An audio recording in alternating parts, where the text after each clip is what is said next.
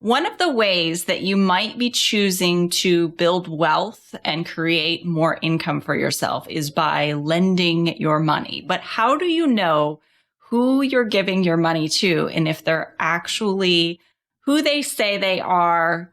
Sometimes people tell a really great story, but behind the scenes, maybe they aren't who they say they are, or maybe they just don't have all their systems and processes set up in place. My guest today on the podcast, Alecia Palmer, is using her history that she had in her W-2 as a federal agent to set you up with some information that may make you feel a lot more comfortable in who you're giving your money to. So that's what we're going to dive into today. Hey, you leader, entrepreneur, business owner, solopreneur, whatever you call yourself, we know you're a visionary business builder, wealth seeker looking to combine a passion for doing good with leading consciously. It's time to shift from a traditional focus of pure wealth accumulation to one that integrates well-being and fulfillment. You're here for a purpose, and it's time to shine your light. So here we go.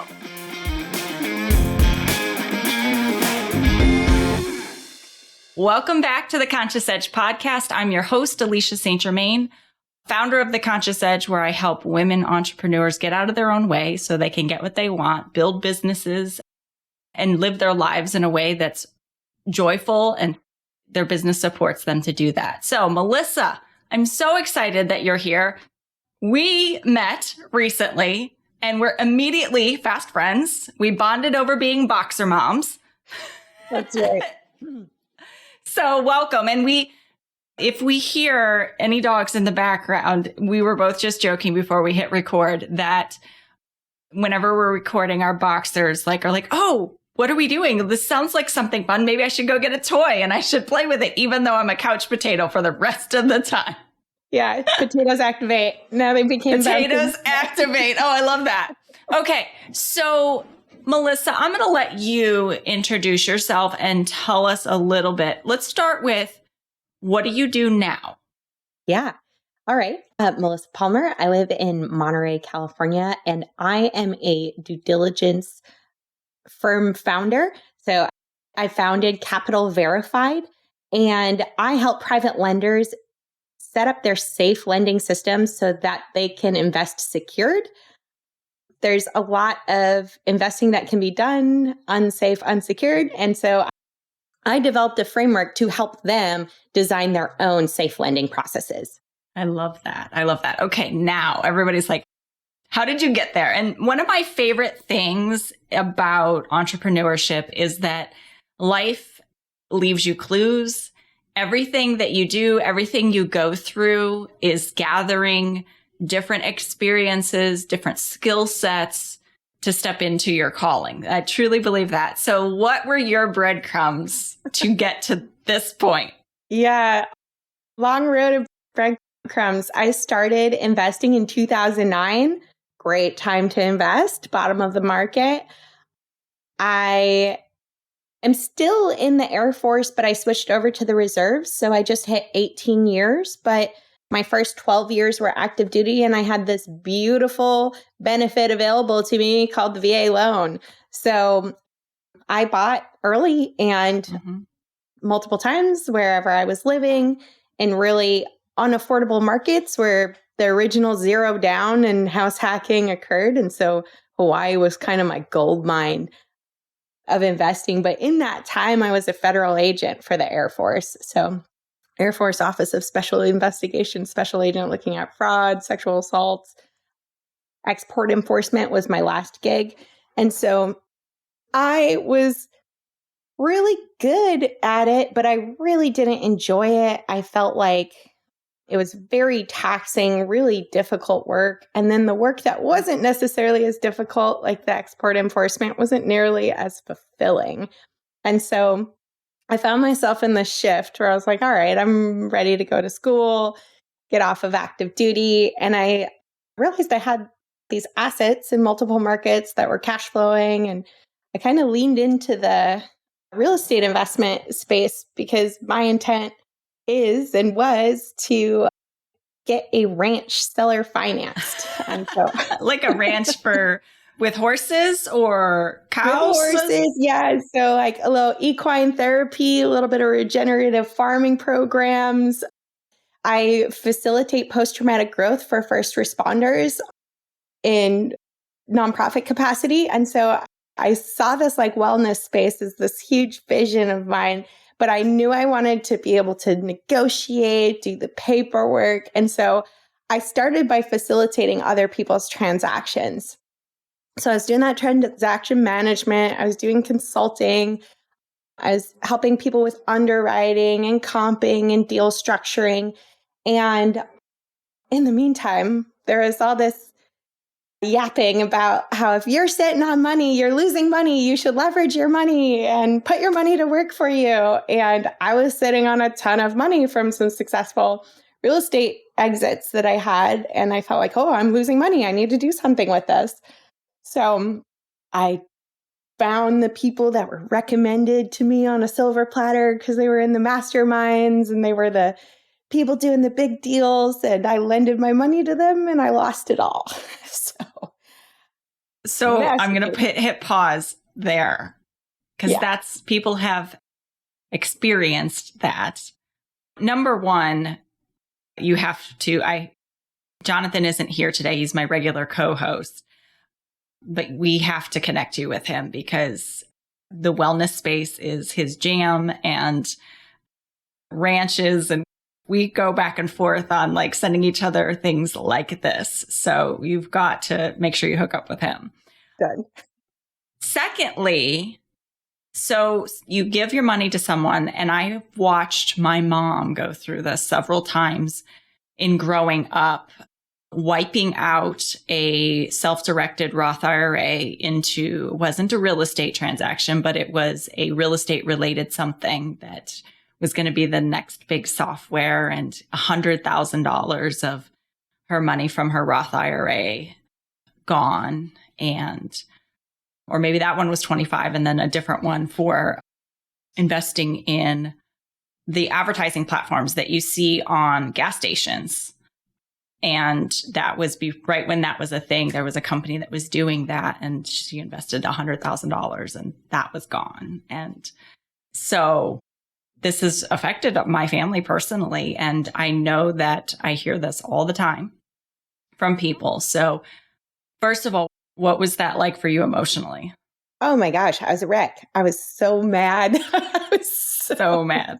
So mad. And being my background, it was like such an ego hit. Oh my gosh. I was like, you should have known better. We talk about this all the time in our space, right? Like you tell yourself, oh, I should have known better. Shoulda, coulda, woulda, right? All of that negativity, all of that like ego of I knew better. I should have done this. But then there was a point, and it was when I was doing all this post-traumatic growth work for first responders. And we forget that it's not always the critical incident. It's not always the child case that's horrible. It's not always these like, sometimes the things that hit us is the death by 1,000 cuts, is the thing that we thought we were so secure and so safe in. And so being that I've had some very extreme things I've gone through and helped others through, I know there's an other end to it, but it's just like sometimes there's but this got me. Mm-hmm. It's the thing you least expect, right? Yeah. It's the place where your guard is down. Right? Yeah. And so I talk about this with a lot of new private lenders, which is that space when you're transitioning, and whether you're a private lender that maybe has no real estate background, or you were a fix and flipper and you're switching now to private lending, or even if you're going from wholesaling to becoming a fix and flipper, when you're in that transition, even if it's semi-lateral, even if it's compatible, there is a suspension of maybe a place where if you're climbing without ropes and without a spotter, it's a hard fall. So you don't want to be free soloing yet. And it's not to say you can't eventually, because you have all those compatible skills and muscles and whatever, but there's a moment that you should not be doing that stuff without some expert advice. And that's where I was at. Yeah. Yeah. I was so familiar with everything and I knew everything that needed to be happen. And they said all the right buzzwords, but the follow through wasn't there on any of it. And so I checked, I knew, but I didn't know enough. So I knew enough after the funds were wired and we were about 3 months into it. And I was like, oh no. So did the project, what happened? Yeah. Or can you disclose what happened? I can. Yeah, it's a little muddled. So I'll give the cleanest version I can. It was 3 parts and I'm very grateful that it was 3 parts because that was my indicator that something was off. Part 1 was a loan. $80,000. Part 2 was a joint venture. So we were doing a fix and hold operation, and that was another $100K. And part 3 was a boutique hotel in which I'm allegedly an LP of. Still going through. We're a couple years in now, and it's still under construction. But the 3 parts, the one that I had the most purview of was this joint venture. And we were doing lipstick flips and it was 2 weeks, 2 weeks, 2 weeks, 2 weeks. And we were 3 months in. And so I got just in case someone doesn't know what's a lipstick flip. Yeah, hey, we're painting. We might be putting some new flooring in, but we're not changing the layout. We're not redoing every kitchen and bathroom. We're just making some fixes and getting it rentable. And so this was supposed to be a 2-week fix. The property was in decent condition. And when I got boots on the ground, I just started calling people in the area because they kept telling me 2 weeks and we were 3 months in. The property was in worse condition than we bought it because people were vandalizing it. It was empty the whole time.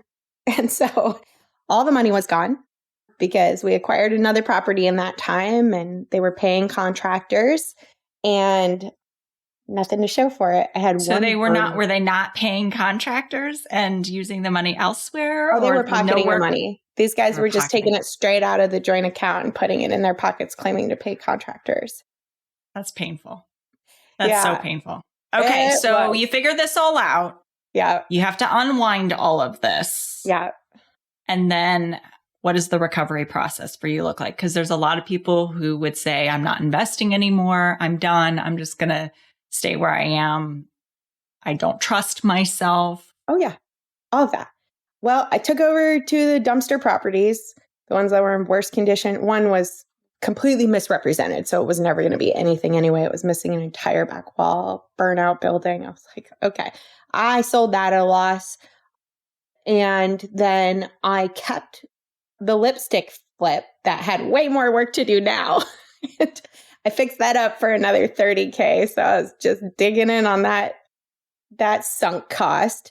I don't know if I would recommend that. I did try selling it, but I mean, it was like lose money selling it or lose money keeping it and having a rental income. So I kind of dug my heels in that one. And I own it outright and I make $12K a month or $12K. That'd be nice. $12,000 a month. $1,200. Geez. $1,200. And so it's fine. It'll take me 50 years to recover from that. And that's just part of it. That's part of investing. Investing involves risk. I think one of the things that people sometimes and what happens is they're afraid to make a move or make a wrong move because they'll lose money. And I always say, you will. You will. Like now it's not an unknown. You will lose money when you're investing. The goal is to win more than you lose. That's right. The goal is to win more than you lose. And I think that was part of my mantra when I was like, I have more than enough. I am loved. I am healthy. I made this money before. I'll make it again. And it was just this constant thing where there was a moment when I was like, I would call it like a little bit of toxic positivity where I was just trying to ignore all of the anger and feelings. And so I do think there's like a massive requirement to acknowledge and kind of move through those emotions, because I'll tell you, like, the toxic positivity force doesn't work either. No. Doesn't work alone, I should say. No. You need to also do that to move beyond, right? But you can't only do that because it's not enough to hold you up when you're gaslighting your own feelings. But Yeah. so, yeah, I think it was like, okay, I had a really good run. I always did really well. Yes, I had some contractors and I had some developers, but I won and I won money in those winnings, right? And so it wasn't all easy, but it always was very in the green. And this was the first time I was in the red to the point where I was just, oh, it hurt so bad. It still hurts. I can see it still hurts. Right? Oh my gosh. Yeah. It's one of those things where it's like, yeah, you can put yourself back in it if you want to start litigating every wrong move and every stupid email. And the point is the lessons. And the point is knowing that you can help other people with those lessons because these are unfortunately not uncommon in this industry. Yeah. So what was the lesson? I mean, obviously there was a lesson, but it also kind of led you into this next thing that you do. And it changed probably the way that you do business. Totally. So now let's go there. Yeah. So there's these competing schools of thought that you'll hear, and sometimes you'll hear them both, and they both, one's invest in the deal. Like if the deal works, if the deal pencils, you'll never lose, right? And the other is invest in the jockey, not the horse, right? Because a good jockey is going to be able to drag that horse across the finish line or whatever, right? And I think they're both right and both wrong. So it's not one or the other, it's both. And you have to verify because these deals underwrote on paper and the addresses underwrote, right? But the reality when I got boots on the ground was a completely different story. So if that property was actually worth that much, yeah, we bought it for a really deep cost, but you manufactured the sale price, right? So there's the verification aspect that things can pencil out. People can be recommended to you. People could even have an entire history of successful HUDs. But if you're not verifying what kind of HUDs those are, or if you're not verifying what that spread was after they paid all of their contractors, it's an unsophisticated metric to look at. It's not telling you anything except for somebody closed. And so the verification aspect is where I really kind of dug in on. Is like, not only is it not one or the other, but also you have to verify these things, and we need a system for it because most people are kind of afraid to have these uncomfortable conversations and ask the questions. So if you have a system, if you have a process, if you have rules, it's a lot smoother of a process to be like, no problem, here's our onboarding. Please provide me these documents. And this is how we move forward together. Okay, great. So let's talk about what does that kind of look like? Like set the picture up for me now. Someone wants to lend to someone, and this is part of what you do with people is create kind of their systems for lending their money. What does that look like? Yeah. So I say it starts before that and it starts with you. And that's because you could lend. The first thing that tells me that a lender has no idea what they're doing, hasn't really rooted in purpose or a vision yet, is when they say, I lend anywhere the numbers work. Or somebody who says that about buying property. I'll buy anywhere the numbers work. Okay, well, that tells me you have no idea what your goals are, right? And so I think it's got to start with what are we actually trying to do? Because a lot of people will say, I'm trying to help people. Awesome. What does that look like? In what area? Are you trying to help single moms? Are you trying to help people get into affordable housing? What's the actual thing you're trying to help people do? And reduce blight in my neighborhood or in a neighboring whatever.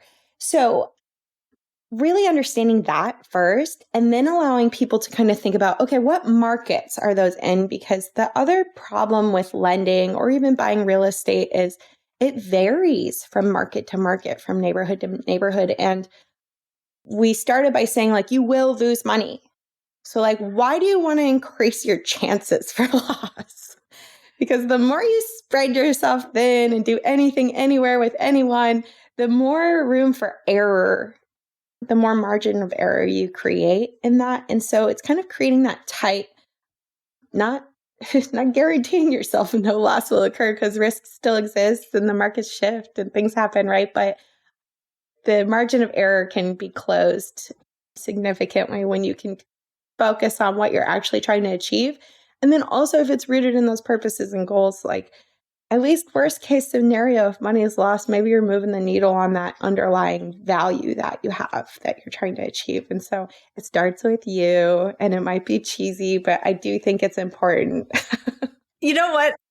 I used to feel like I had to qualify some of this, like, oh, this might sound fluffy or cheesy, and it's interesting. I think we do that because we see comments from people. They don't want to do this. It's really the deeper work. It's about being intimate with yourself. And so anybody who says anything negative about something starting with you or your vision or why you're doing this, what your mission is, anybody who has any kind of bleh about that, it tells me that you're uncomfortable getting intimate with yourself.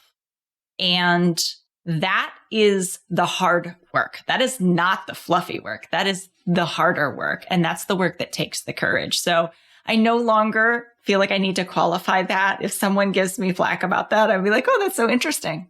Yeah. Because I know there's something there. That's an indicator. Yeah. And if it's an indicator for anyone else, that stuff used to piss me off. And then I got into a really bad deal with really dumb people and lost a lot of money. And I realized, oh, actually, that's really important.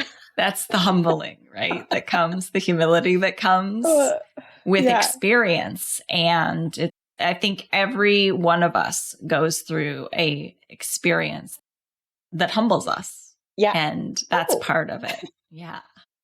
Yep. I got to be like, I've been doing this for 10 years and making good money doing it. And I was like, oof.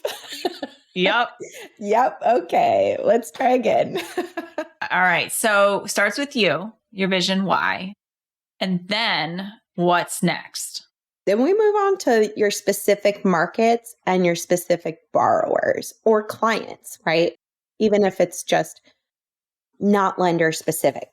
You're going to look at your market and then who your clients are in that market and try to fill some sort of unique selling proposition that's unique to you, that's unique to what the market needs. And maybe that uniqueness is just the professionality that you're offering behind your service.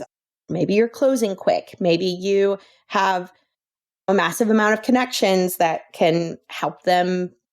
If you're a lender, maybe you're a concierge service and you're actually helping them make sure that if they're running into roadblocks, they're having a hard time finding insurance, they're having a hard time with a plumber or contractor that fell out, you have connections to help make that run smoothly as you hit the bumps in the road. And so maybe it's a concierge type of service, or maybe it's the quick, fast funding without credit, right? So just depends. But yeah, I think the next step is both the market and the clients. The clientele, and then whatever the clientele is, the risk management around that clientele is kind of what I heard you say. So great. And then when you're ready to lend, then there's a whole nother level, I'm sure. That's right. And then it's your systems and processes that you're building all around what you've already established. Your goals are your risk tolerance, your actual market that you're working in, and the types of figures. Now we're going to create a kind of onboarding, funding, and then getting your funds back. That I call it the womb to tomb cycle. Cycle. So, that's really fun. Yeah, from origination to dispersal and then getting your funds back. There's that whole cycle. And so just making sure that you got systems and processes along every step. And the what ifs that come up too. Yeah. And so one of the things I was asking you when we weren't on recording was a little bit about like, what does wealth and building your business look like for you? And what does your business do for you personally? Yeah. And how have you put that together? Yeah. Oh, so many things. I will say this like journey of its own has been so rewarding in the fact that it's things I never thought I would know how to do, skills I never thought I'd acquire, like relationships that I've had. So that part is very fulfilling. I like to think about things and this is part of what I facilitate. And so it's shaped a lot of how I feel about wealth and health and whatnot. But it's mind, body, finance, and then spirit is the fire in the center if you're thinking of a triangle. And so spirit is those relationships, those values, and then service to others. And I feel like I've found a lot of that in this business and in this process of developing services and fulfilling them. And then the mind work's unreal. Like, I didn't know that entrepreneurship was going to come with so much of that. And just the growth and learning, right? Body is something that I've had to be like, hey, we don't need to hunch over our computer for 12 hours a day. Last I checked, I'm my own boss, and I get to develop something a little more sustainable. So I've been mindful of my little boxer will come and buff at me. And it used to be like, no, we don't do that. And I'm like, you know what? I do need a walk too. So I'm just trying to structure a lot more movement. And the finances are obviously what we all focus and fixate on. And so it's just balancing that so that it's not so finance forward, because if that's all you're thinking about, you're going to the finance is supposed to fund the other stuff, right? That's right. We're going to rob our health. You like to travel. Like, what is it that your finances fund for you? Yeah. So right now it's been funding all of this learning, to be real. I've been reinvesting everything, but I've intentionally traveled. I joined the Air Force to travel. That was a cute expectation versus reality, but I did eventually get to do quite a bit of travel and live abroad. Right now I'm stationed in the UK. So I just got back from the UK last week. And so I do an annual Euro tour, and my husband and I will do trips. But I'd say what it's done for me is it's built so many skills that I know will translate into the ranch. And I've been simultaneously doing all of this mind work and facilitating training. And so I just feel like it's been the skill builder and the relationship builder to really take a lot of these things that I thought had nothing to do with one another, like real estate experience, investigator experience that's turned into due diligence service, my post-traumatic growth facilitation, the things that are so not connected have somehow shown. I'm like, wait, why am I not doing the ranch? So anyway, that's what I feel like it is eventually enabling and funding what all of this is for. So that's awesome. That's really beautiful. And the other thing, so we talked about it from lending money perspective. You were telling me a little bit about your passport services that you do. Can you explain what that is for people? Yeah. So the investor passport is a third-party verified CV, if you will, or a resume. So anybody can throw a pitch deck out there, right? And you'll have your potential lender, your private money looking at it, and they don't really know what they're looking at. You can put anything in a pitch deck. And the idea is taking that and verifying it. So at the end of the service, you have a one-page third-party verified resume of your background, education, experience, your assets, income, and credit. And it is a trust-building product. It is a kind of built-in credibility that comes to, because I do have a lot of private lenders that come to me for lessons, for due diligence services, and then specifically to lend to my passport clients. So yeah, that's a little So we're talking about kind of like the two sides of it, right? So you've got the side where you're lending money, but then there's the side where you're raising capital for your deals. Right. And people want to know who you are. And I think that is such a big barrier for people, where they go traditional routes of investing capital, getting loans, doing things very traditionally, and they're very resistant to bringing other people's funds into their deals. And number one thing is like, well, who am I? Like, how is someone going to know that they can trust me with their money? There's a fear of responsibility. in taking someone else's money and not kind of overlooking the idea that you really are giving people who don't want to be hands-on in real estate an opportunity to invest in a different way than is traditional. And so if someone puts that much effort into making sure people feel comfortable investing with them, that's a great way to build your own confidence. I imagine, like, totally. When someone comes to work with you, by the time they have it's like a portal or a passport, what would you call it? Like your credibility. Yeah. Your credibility built up. You're like, you're kind of bought into yourself. Totally. You're like, yeah, why wouldn't you want to lend with me? Look how awesome. Yeah. I love when clients will try to tell me, oh, well, I don't have any. They'll just try to tell me their couple of real estate deals. And I was like, oh, no. We're going to talk about all of it. Because I promise some of those skills will come in. And they connect with people too. Because sometimes your lenders are going to have some sort of career connection with you or location connection. And so people try to keep it just to that, but it helps them buy into themselves, like you said, as a whole person, not just the couple of deals that they've done or the deal that's on their plate right now. Yeah, I love that. I think that's so valuable. I've never heard of this before. So when we met and you told me what you did, I was like, you have to come on the podcast. This is so fascinating. I didn't even know this was a thing.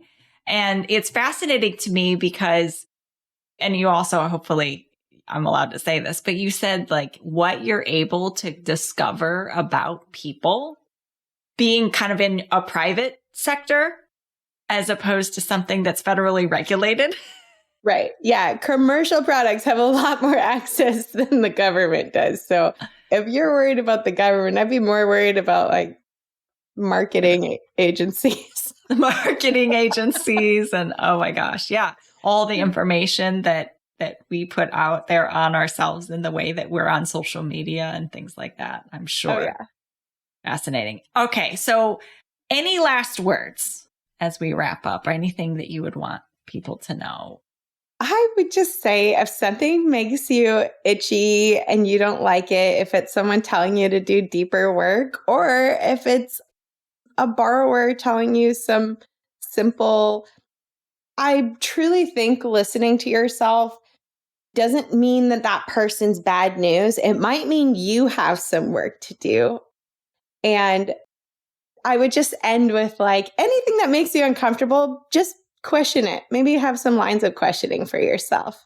Yeah. So I love what you said there about it's not necessarily them. Sometimes it's you, but sometimes it's them. So which is it? I think is really the thing to sort out is which one is it? And then being able to go through and verify some of the things that you're hearing. And if it sounds too good to be true, it probably is. Yeah, it often is. Yeah, I think people will get, I'll say that they chase returns instead of the actual information. And so whatever that information is, if it's a lack of information, you have no idea what you're doing and that's why you're uncomfortable. If it's a lack of information because they're withholding and not providing it, it's just kind of evaluating what you're actually lending on or buying into, because sometimes we just get excited at the potential outcomes and earnings, but we're not really equipped yet to do all the things. And I don't want to send people into the I'm not ready stage, but it's like there's things to listen to and things to dig into. And so if you're uncomfortable, I think it's less I'm not ready. I think the really big thing to get through something like that is to ask the questions and be willing to look stupid. And I think that is the piece that gets so many people in trouble is they don't want to ask the questions because they think they should know. And whoever's across for them sounds so credible.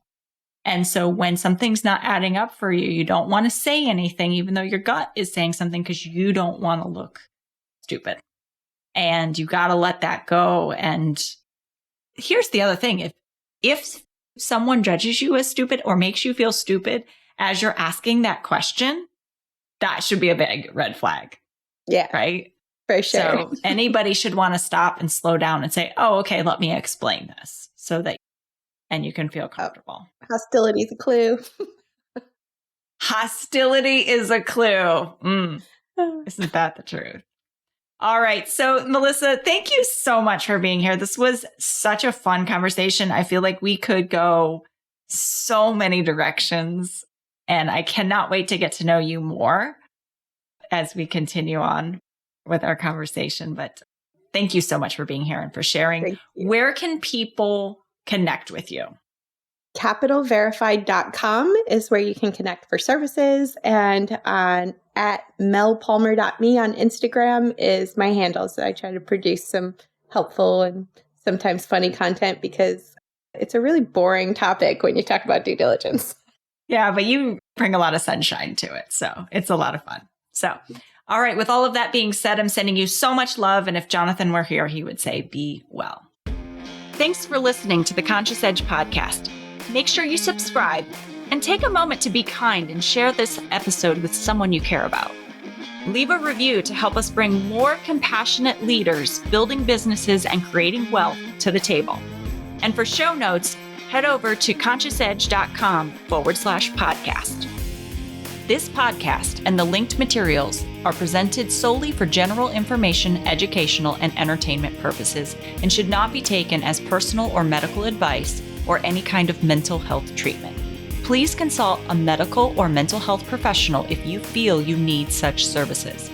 Please be advised that all investing and entrepreneurial endeavors involve risk, and the use of the education and information on this podcast and linked materials is at the user's own risk. This podcast is part of the Sound Advice FM network. Sound Advice FM, women's voices amplified.